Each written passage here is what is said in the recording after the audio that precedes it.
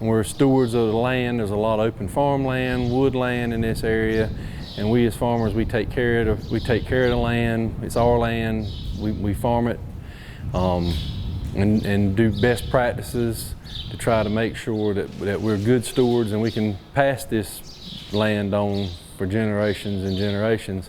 Yeah, farming is not an easy profession. We use crop insurance to mitigate our risk.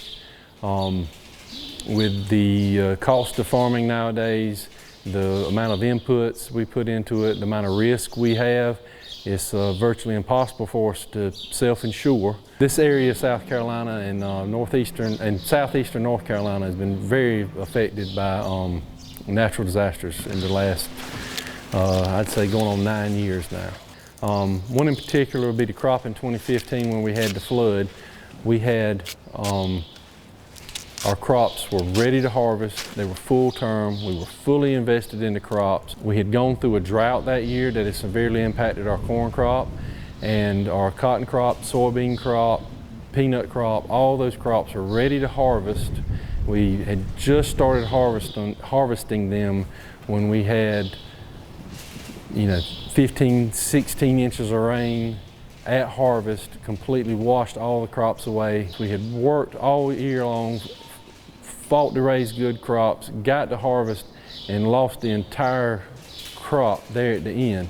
When we have all this capital outlay already invested in this crop, and then we lost the entire crop.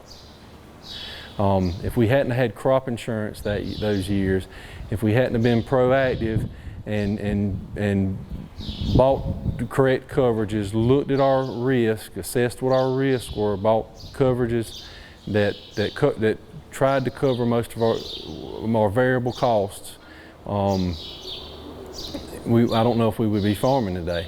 One misconception a lot of people have about crop insurance is that it pays for everything. It doesn't. You buy a coverage level, and a lot of those costs of crop insurance, they're going to help the farmer recoup as best he can, try to get his variable costs back. I mean, seed, fertilizer, chemicals.